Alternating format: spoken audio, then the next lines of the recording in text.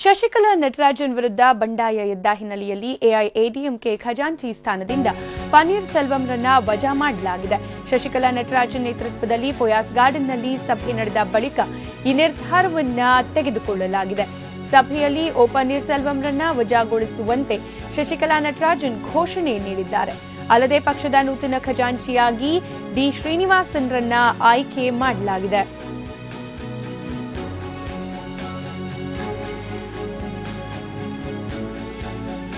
ತಮಿಳುನಾಡಿನಲ್ಲಿ ನಿನ್ನೆ ಹಲವಾರು ನಾಟಕೀಯ ಬೆಳವಣಿಗೆಗಳಿಗೆ ಸಾಕ್ಷಿಯಾಗಿದೆ. ಎಐಎಡಿಎಂಕೆ ಪಕ್ಷ ಸಭೆ ಮೇಲೆ ಸಭೆಯನ್ನ ಕರೆಯಲಾಗಿರುವುದು, ಜೊತೆಗೆ ಪನ್ನೀರ್ ಸೆಲ್ವಂ ಏನು ಹೇಳಿಕೆಯನ್ನ ನೀಡಲಿಕ್ಕೆ ಪ್ರಾರಂಭ ಮಾಡಿದ್ರು ಶಶಿಕಲಾ ಅವರ ವಿರುದ್ಧವಾಗಿ. ಆ ನಂತರದಲ್ಲಿ ಸಭೆ ಸೇರಿದ ಎಐಎಡಿಎಂಕೆ ಪಕ್ಷದ ಮುಖಂಡರು ಶಶಿಕಲಾ ನೇತೃತ್ವದಲ್ಲಿ ಪನ್ನೀರ್ ಸೆಲ್ವಂರನ್ನ ಪಕ್ಷದ ಖಜಾಂಚಿ ಹುದ್ದೆಯಿಂದ ಕೋಕ್ ನೀಡಿದ್ದಾರೆ.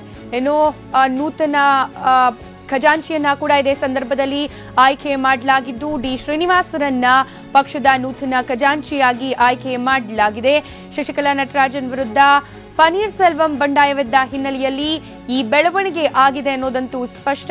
ಎಐಎಡಿಎಂಕೆ ಖಜಾಂಚಿ ಸ್ಥಾನದಿಂದ ಪನ್ನೀರ್ ಸೆಲ್ವಂರನ್ನ ವಜಾಗೊಳಿಸಿ ಶಶಿಕಲಾ ನಟರಾಜನ್ ನೇತೃತ್ವದ ಸಭೆಯಲ್ಲಿ ನಿರ್ಣಯವನ್ನ ಕೈಗೊಳ್ಳಲಾಗಿದೆ. ಪನ್ನೀರ್ ಸೆಲ್ವಂರನ್ನ ವಜಾಗೊಳಿಸಿ ಶಶಿಕಲಾ ಆದೇಶ ಹೊರಡಿಸಿದ್ದಾರೆ. ಪೋಯಾಸ್ ಗಾರ್ಡನ್ ನಿವಾಸದಲ್ಲಿ ಸಾಕಷ್ಟು ಸುತ್ತಿನ ಸಭೆ ಹಾಗೆ ಮಾತುಕತೆ ಚರ್ಚೆಗಳು ನಡೆದವು ನಿನ್ನೆ ತಡರಾತ್ರಿವರೆಗೂ. ಅದಾದ ಬಳಿಕ ಪನ್ನೀರ್ ಸೆಲ್ವಂರನ್ನ ಖಜಾಂಚಿ ಸ್ಥಾನದಿಂದ ಪಕ್ಷದ ಖಜಾಂಚಿ ಸ್ಥಾನದಿಂದ ವಜಾಗೊಳಿಸಲಾಗಿದೆ. ಈ ಬಗ್ಗೆ ಮತ್ತಷ್ಟು ಡೀಟೇಲ್ಸ್ ಕೊಡ್ಲಿಕ್ಕೆ ದೂರವಾಣಿ ಸಂಪರ್ಕದಲ್ಲಿದ್ದಾರೆ ನಮ್ಮ ಪ್ರತಿನಿಧಿ ರಮೇಶ್ ಕಂಠೀರವ. ರಮೇಶ್, ಹಲವಾರು ನಾಟಕೀಯ ಬೆಳವಣಿಗೆಗಳಿಗೆ ನಿನ್ನೆ ತಡರಾತ್ರಿವರೆಗೂ ಕೂಡ ಎಐಎಡಿಎಂಕೆ ಪಕ್ಷ ಸಾಕ್ಷಿಯಾಗಿರೋದು, ಪ್ರಮುಖವಾಗಿ ಪನ್ನೀರ್ ಸೆಲ್ವಂರನ್ನ ಖಜಾಂಚಿ ಸ್ಥಾನದಿಂದ ವಜಾ ಮಾಡಿರೋದು, ಏನಿದೆ ಡೀಟೇಲ್ಸ್ ಈ ಬಗ್ಗೆ?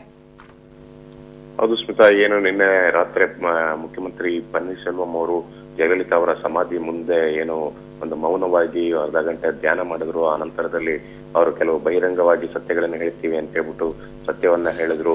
ತಾವು ತಮ್ಮನ್ನ ಒತ್ತಡ ಹೇರಿ ರಾಜೀನಾಮೆ ಕೊಡಿಸಲಾಗಿದೆ, ರಾಜೀನಾಮೆಯನ್ನ ಒಂದು ಬಲವಂತದಿಂದ ಪಡೆದುಕೊಳ್ಳಲಾಗಿದೆ, ಶಶಿಕಲಾ ಅವರು ತಮ್ಮನ್ನ ಬೆದರಿಸಿ ಮುಖ್ಯಮಂತ್ರಿ ಸ್ಥಾನಕ್ಕೆ ಏರ್ತಾ ಇದ್ದಾರೆ ಅನ್ನೋಂತ ವಿಷಯವನ್ನ ಬಹಿರಂಗಪಡಿಸಿದ್ರು. ಆ ನಂತರದಲ್ಲಿ ಅನೇಕ ಬದಲಾವಣೆಗಳು ಬೆಳವಣಿಗೆಗಳು ನಡೀತಾ ಇರ್ತಕ್ಕಂಥದ್ದು. ಅಣ್ಣಾಡಿಎಂಕೆಯ ನಾಯಕರುಗಳು ಮಂತ್ರಿಗಳೆಲ್ಲರೂ ಕೂಡ ಶಶಿಕಲಾ ಅವರನ್ನ ರಾತ್ರಿ ಭೇಟಿ ಮಾಡಿದ್ರು. ಆ ಸಂದರ್ಭದಲ್ಲಿ ಎಲ್ಲರೂ ಕೂಡಿ ನಿರ್ಣಯ ತಗೊಂಡಿರ್ತಕ್ಕಂಥದ್ದು ಖಜಾಂಚಿ ಸ್ಥಾನದಿಂದ ತಕ್ಷಣದಿಂದ ಜಾರಿ ಬರುವಂತೆ ವಜಾಗೊಳಿಸಲಾಗಿರ್ತಕ್ಕಂಥದ್ದು. ಪನ್ನೀರ್ ಸೆಲ್ವಂ ಅವರು ಕಳೆದ 15 ವರ್ಷದಿಂದ ಪಕ್ಷದ ಖಜಾಂಚಿಯಾಗಿದ್ದಾರೆ. ಅವರನ್ನ ಈಗ ಪಕ್ಷದ ಖಜಾಂಚಿ ಸ್ಥಾನದಿಂದ ವಜಾಗೊಳಿಸಲಾಗಿರ್ತಕ್ಕಂಥದ್ದು.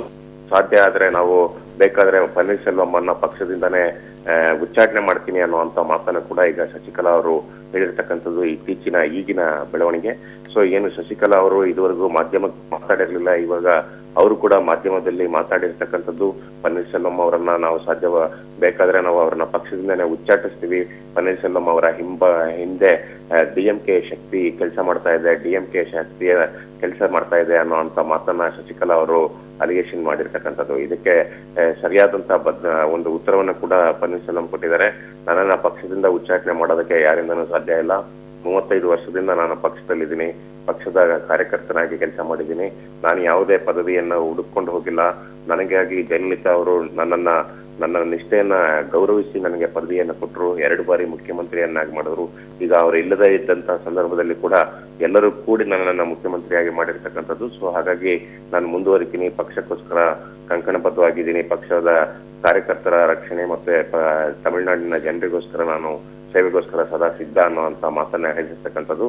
ಏನು ಇವತ್ತು ಬೆಳಗ್ಗೆ ಶಶಿಕಲಾ ಅವರು ಒಂದು ಸಭೆಯನ್ನ ಕೂಡ ಕರೆದಿದ್ದಾರೆ. ಅಣ್ಣಾಡಿಎಂಕೆಯ ಎಲ್ಲ ಶಾಸಕರುಗಳು ಮತ್ತೆ ಮಂತ್ರಿಗಳ ಒಂದು ಸಭೆಯನ್ನ ಇವತ್ತು ಬೆಳಗ್ಗೆ ಆಯೋಜಿಸ್ತಾ ಇದ್ದಾರೆ. ಆ ಸಭೆಯಲ್ಲಿ ಬಹುಶಃ ಪನ್ನೀರ್ ಸೆಲ್ವಂ ಅವರನ್ನು ಪಕ್ಷದಿಂದ ಉಚ್ಚಾಟನೆ ಮಾಡ್ತಾರೆ ಅನ್ನೋಂತ ಮಾಹಿತಿ ಈಗ ಟಿವಿ9ಗೆ ಲಭ್ಯ ಆಗಿದೆ.